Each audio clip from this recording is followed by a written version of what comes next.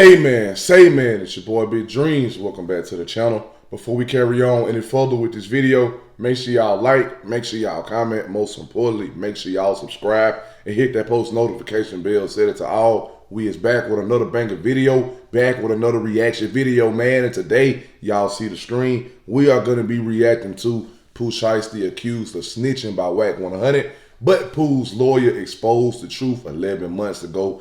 KB goes live. We finna dig in here and see what's going on. I'm not gonna make the opening of this video too long. All I ask is that y'all smash that like button so this video can rank higher in the algorithm. Go crazy in the comments. Let me know what you want me to react to. And if you're watching me and you're not subscribed, man, subscribe. That's all I ask. We finna go ahead and dig in, man. I'm gonna make sure this volume all the way up. And we're gonna start. Big Bank Hank. Wack looking crazy because the lawyer's shooting down every point he's trying to make. Alright, so today we're going to be talking about Pooh Shiesty, right? He was just released from prison the other day. Back in October of 2020, he was involved in a series of incidents in Florida that actually led to him being incarcerated. This included a gas station shooting, a robbery involving a drug deal, and an assault at a strip club, right? In January of 2022, he pleaded guilty to one federal conspiracy charge related to possessing firearms in furtherance of violent and drug trafficking crimes. This plea resulted in the dismissal of 3 other charges, including a Hobbs Act robbery charge, which could have led to a life sentence. Now, Pooh Shiesty was sentenced to 63 months, so 5 years and 3 months in federal prison. He served approximately 3 years of that before being released in early October 2025, right, just a couple of days ago. His early release was due to a combination of time served and good behavior. And as far as the general public is concerned, they seen it as Pooh Shiesty stood on all 10. He did his time. He got to come home. Right. Well, today we've got this rumor, this speculation that Pooh Shiesty somehow cooperated in his case coming back to light. And of course, this is thanks to Wack100. Right. I don't know if you guys remember, but back about 3-4 years ago when all this first went down, Wack100 had claimed this exact same thing. He was like, oh, Pooh Shiesty, I got paperwork on him. Just like Wack said. Wack said he got paperwork on everybody, boy. With Wack100, where if you're a human breathing air, Wack100 probably has paperwork on you. If Jesus was resurrected and walked the earth again, Wack100 would swear to God he has paperwork on Jesus. But I see this topic is making more headlines. People are starting to talk about it again because Wack100 went over on Academics live stream, and basically now that Pooh Shiesty is released, he reapproached the situation. All right, so before we talk about it, I just want to play y'all the clip. We got to get the official certification. I announced it on the gram. We have Pooh Shiesty, who's back home, and he's the only rapper of recent time who came home, never snitched. Is that true or not? The exposers, I heard, they did a whole thing on it. We need to know, what's the deal? Well, here goes the thing. You know, I had his attorney 11 months ago on my channel. Really? Yeah, I sent you the link. You got the link. I did the disposals with we had his attorney, but he made some points. We made some points, but the point that he had to clear up, he was supposed to send the paperwork, and he gave me the word he was gonna send it, and he never sent it. Now I will tell you this. I looked at my phone today, and the exposer's been working overtime, and they got all kind of new paperwork. Wait, what? And I ain't ready. Interesting. But the way they talking crazy on this text blast, hold on, I'm gonna send it to you so you see it. I ain't ready. They been working. That man said all kind of new paperwork. They gonna fucking around. Hold on, what? They gonna fucking around.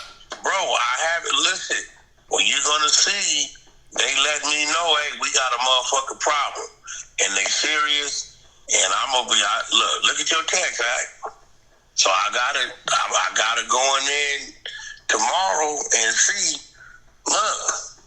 Yo, Wack, y'all got niggas circling shit on paper? Bro, this is the real motherfucking operation, bro. Nigga, I got 51 spies. Then you got the exposers. We got paralegals, we got attorneys, we got motherfucking PI, we got all. Bro, you looking at, am I capping? Look, I haven't even had a chance to respond but once. You see, they at me. Look, you reading it. They got the PDFs. I don't even want to open the PDFs. Yo, Wack. They done found everybody proffers. Wack, please just delete this message thread, man. Bro, Pooh Shiesty whoever victim 1 and 2 is, listen, bro. Look, you see what I'm saying. I haven't even had a chance to address it, but I will tell you this, that when we had his attorney on, didn't I send you the link?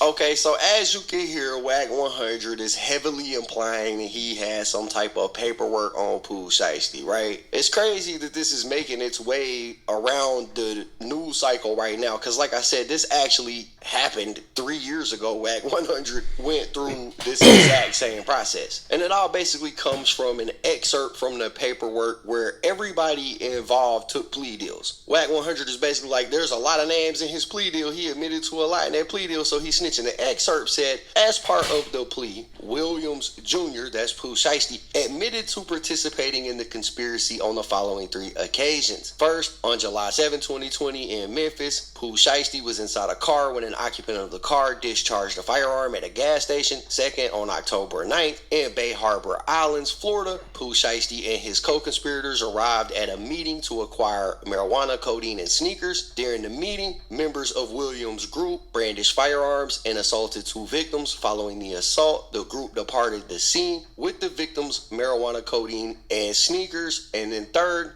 on May 30th, 2021, Pooh Shiesty assaulted a victim with a firearm at a Miami strip club. Okay, so the part that basically Wack100 has been claiming says Pooh Shiesty snitches, where it said he admitted to participating in these 3 separate crimes. Except the problem is Pooh Shiesty didn't just admit to it and give a proffer out and say, oh, I didn't do it. Them dudes are the ones who did it. Everybody here admitted that this is what happened. Everybody that was involved in the case. They all took the exact same plea deal, right? And back 3 years ago when this all first broke into the news, Pooh Shiesty actually responded to Wack100. Y'all be letting that fat, bald-headed, irrelevant ass Damn. nigga always voice his opinion on shit and shit, man. That man ain't shit about John Gangster, cuz. My nigga ain't snitched on no nigga, never been break the fold. Why you think my nigga ain't got no break? Why you think he ain't bounced back out like the rest of these rappers? Fuck you to my nigga. Taking that shit to the chin. You cooperate with rats, nigga. You deal with rats. Come on, man. What even speaking on gangster shit?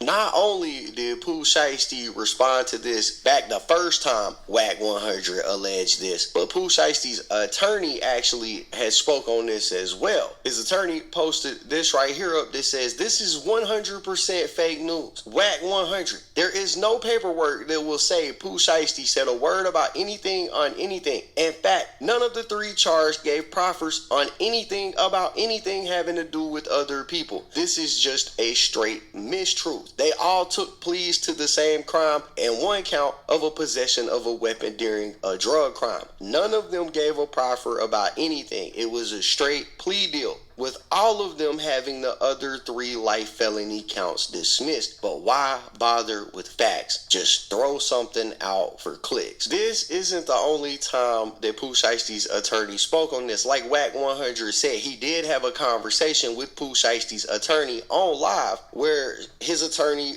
tried his hardest to clear this up with Wack100, right? But because Wack100 is who he is, he could never be defeated. He'll argue until the air runs dry in his lungs. If he has to, he will spend a solid 12-hour work shift on Clubhouse arguing with somebody until they give up and he can claim he won the argument, right? But here is how that conversation kind of went. Now, this was a 2-hour conversation, so this is just a small part of it, but this is essentially how that conversation went. This is one of those situations that's a little touchy to me because I know him, I know his family, I know the label we signed to.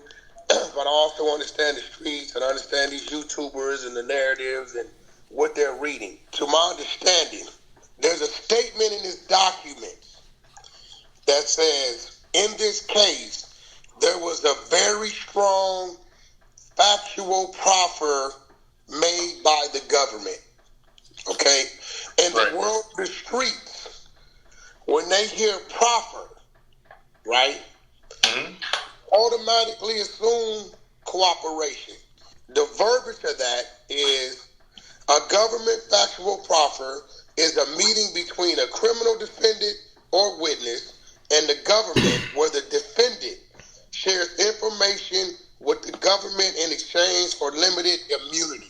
For all of y'all don't know, Napoleon is Pooh Shiesty's actual legal attorney that handled this case. So he has more in-depth paperwork, more in-depth information than what I consider to be shallow. Now, Napoleon, I want you to authenticate, right, that is a line in Pooh's document. In this case, there was a very strong factual proffer made by the government. That's not a line in any document that I've seen. I got this from his father, right? This document came from his father, so I want to send it to you.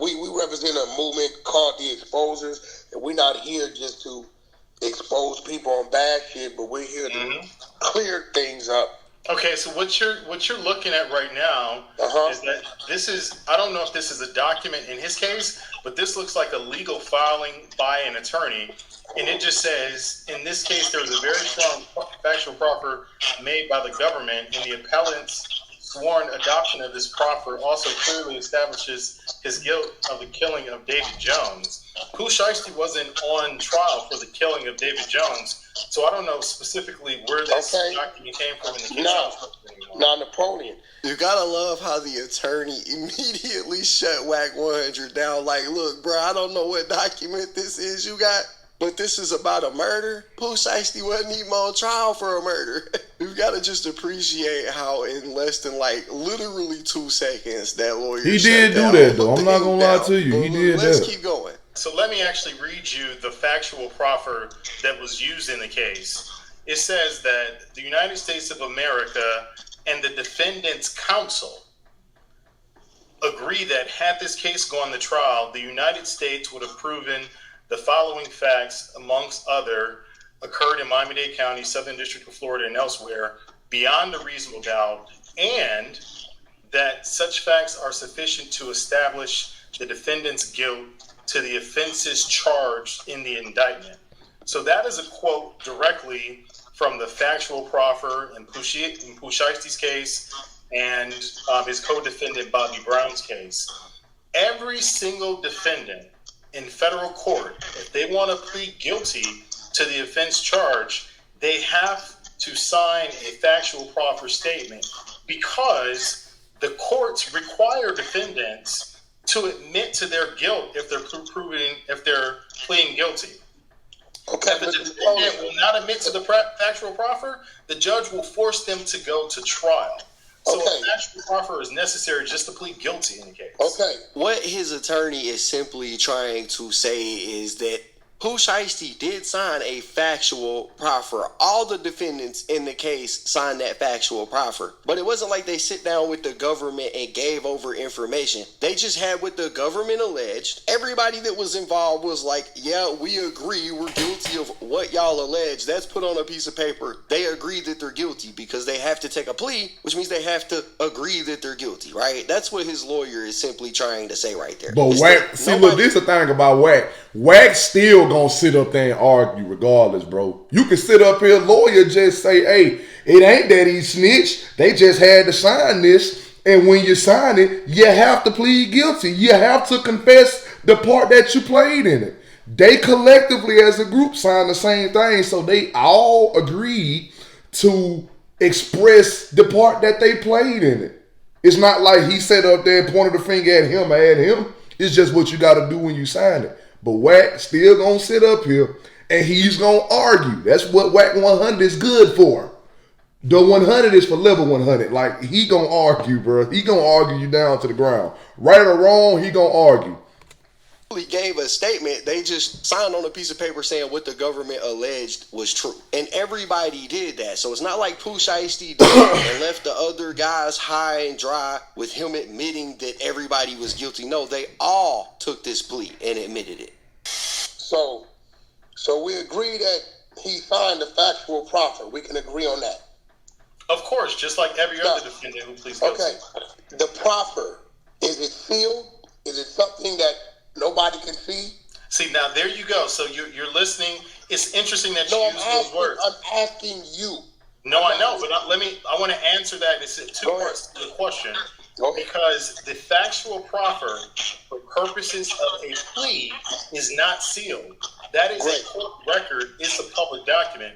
If someone was cooperating with the government and gave a proper statement to the government, that document would be sealed, and it's not a public record. I'm glad you said that, because you just gave me two examples of if you gave up information or snitched, right? That proffer, correct me if I'm wrong, that proffer would in fact be sealed. Correct. Okay.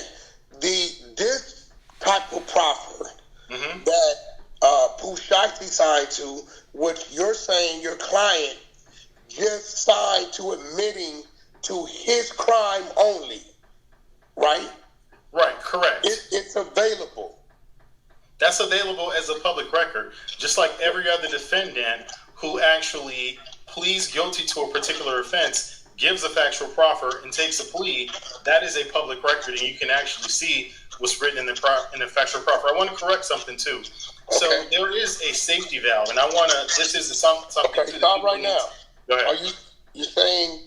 Because a lot of people, we understand it. My panel understands it, but we got a lot of people in the chat. So you're saying Pooh Shiesty does have a safety valve? No, I'm not saying that Pooh Shiesty has a safety valve. Okay. I was just about to correct your contention that if a person cooperated with the government, that's the only way you can get safety valve.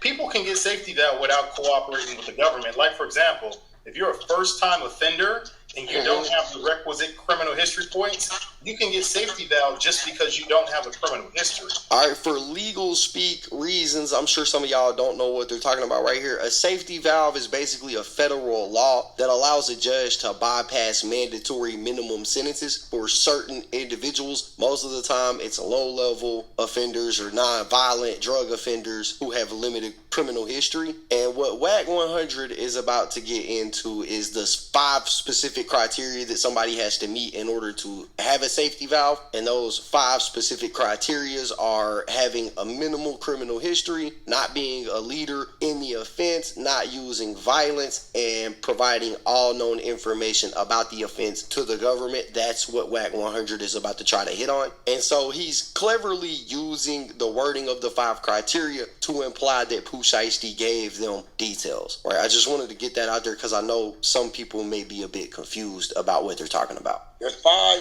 points to a safety valve. A, that you do not have a prior criminal record. B, you're not head of the criminal organization. Correct. C, there was no violence in the crime.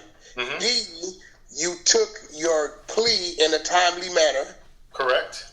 And E, the 5th one is you cooperated with the government. Those are the 5 elements. Right. So by the book. No, that's not accurate. There are plenty of people who did not cooperate with the government that are still eligible for a safety valve. So you can get a safety valve as a first-time offenders. As a matter of fact, a lot of people get safety valve for certain type of cases where it's not related to violent crimes or drugs or things like that. It's inaccurate to say that somebody got a safety valve and that means that they cooperated with the government. All that means is that... Go ahead. Okay, so Wack is an expert manipulator. The lawyer was trying to finish what he was saying right there, but Wack interrupts him. What the lawyer was going to say is that actually the 5 points don't require cooperation. Instead, they require full truthfulness during debrief, which could just simply be agreeing to what the government accuses you of, not necessarily you giving over details they didn't know. But Wack cut him off, wouldn't let him finish his sentence, because what his attorney was going to say, in addition to that, was that Pooh Shiesty didn't even have a safety valve on his case. Right, so you guys see how Wack kind of takes the information, he manipulates it, makes it about one thing. He tries to basically pull the wool over your eyes because they get into this whole dialogue about it, and Wack is coming off as if Pooh Shiesty has one, but Pooh Shiesty didn't have one. And I want to make something clear too. Every single defendant in this case signed the same factual proffer. Okay, all we of get them. that. Huh? We get that, but there's been cases where every single defendant signed the proffer and all of them told too. So, and we're not concerned with the other ones. We just concerned personally with he's the name, he's the one. So why did you mention it then? That docket number where to find it, right? Mm-hmm. That will really help everybody. So when this comes up, people can go read for themselves that Pooh's information, unlike others, right, is available. Like Blue Da Vinci, he did a safety valve. But no, he did not get safety valve. I want to be clear about that. No, Blue Da Vinci got a safety valve. Oh, Blue Da Vinci, I'm sorry. I was trying to type in when we go to look for the statement is not available, right? So we do know Pooh Shiesty did not have a safety valve. He just has this stage of a proffer, but his proffer is available for people to see what he actually signed and what statement he gave. And the statement he gave was him admitting guilt for his personal crime, correct? Exactly. That's correct. In this particular case, there is a transcript of the sentencing hearing, okay? So at sentencing, I can guarantee you this, that had Pooh Shiesty cooperated with the government, he will be jumping up and down about how he helped the government and all these things, and all that would be in the record of the sentencing transcript when he got sentenced to prison. But none of that is there. None of it is about him telling on somebody else. None of it is about him cooperating with the government. I was at all of the hearings, and I am telling you for a fact, nobody in this case cooperated. What we did see was a government factual proffer. And that's what you're clearing up, what that really means. And the government factual proffer in Pooh Shiesty's situation, unlike other proffers, is available public record where you can actually see everything that was said and everything that was agreed upon and signed off by Pooh Shiesty. Am I correct? That's correct. There we have it. I just want to make sure that something is clear too. So what it actually says is that the United States, the defendant and defendant's counsel agree that had this case gone to trial, the United States would have been able to prove the following facts that are sufficient to establish the defendant's guilt to the offenses charged in the indictment. So I just want to make sure that this is not a statement that anyone gave to the government. Nobody in this case, none of the defendants, sat down and talked to the government. This document was prepared by the government, that was reviewed by counsel, all of us, and we agreed, all of the defendants, that this is the factual proffer for everybody. So it begs the question, who did he snitch on if everybody signed this same factual proffer? You found the... I have. So the factual proffer was given on January 4th of 2022. It's docket entry number 154. Now, from here, the lawyer has told him what the document was, how he could get the document. Wack wants him to provide the document. And the lawyer makes a point multiple times to say, I cannot put it on the live stream, right? But if you have an attorney, go get the document. What you do is what you do. I represented Pooh Shiesty, so I have to be careful about what I share. At the beginning, in the clip with the academics, we heard him say, oh, the lawyer was supposed to send me a document. He never sent me the document. This is what he's talking about. Could you provide me with that document, right? Me personally, so I can. It doesn't have to be right now. It could be after we're done. Because what I'm saying is, if it's in favor of Pooh, then I don't think that should be a problem. Right. All right. So we'll handle that. And I'm telling you, I will one up you. I will give you the full sentencing transcript where you can see for yourself. I'm on there, Sam Zangane's on there, Brad Cohen is on there. We were a team together that represented these individuals. Nobody is going to say that they should have received a lower sentence because they cooperated with the government. Did he get below his mandatory minimum, or did he get mandatory minimum and above? Like what was the mandatory minimum? There was no mandatory minimum. the way that it happened is that he pled guilty to one specific count in the indictment that did not have a minimum mandatory sentence. So therefore, the federal sentencing guidelines kick in, and you get to argue about what the guideline range should be. So what I'm asking you, Napoleon, is usually they'll say, okay, mandatory minimum 60 months, and it can range up to 98 months. I'm just giving a, Right. Example, what you're talking about is the guideline range. Yeah, yes. So there was a superseding indictment that charged him with several different counts, and everybody with several different counts. Hobbs Act robbery, conspiracy to commit Hobbs Act robbery, and all these other things. We were going to trial. We were preparing for trial. We flew to Memphis. We flew to all these different places because the government was trying to get us to plead to something that we just were not going to do. They were, 22 years old around that age? Hey, one thing I can say about this dude right here, he ain't hesitating to provide the facts, bro. He got them right there in front of him, and he giving it smooth. Ain't no stuttering, ain't no hesitation, ain't no choking up, nothing. Nah, Wack say something, he come right back, tell Wack everything he need to know and everything he need to hear. Time. He giving it to him, all right.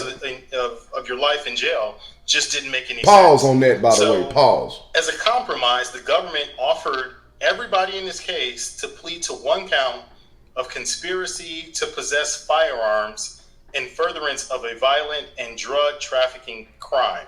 Okay? So that's what they actually pled guilty to. Now, that particular portion of the United States Code or that particular crime does not have a specific offense level. Okay, so what does that mean? You have to look at the facts and the circumstances of the case to determine what the guideline range should be. The government was trying to hold Bobby Brown, Pooh Shiesty, and everybody else to the firearms conspiracy charge in furtherance of an attempted murder. All right?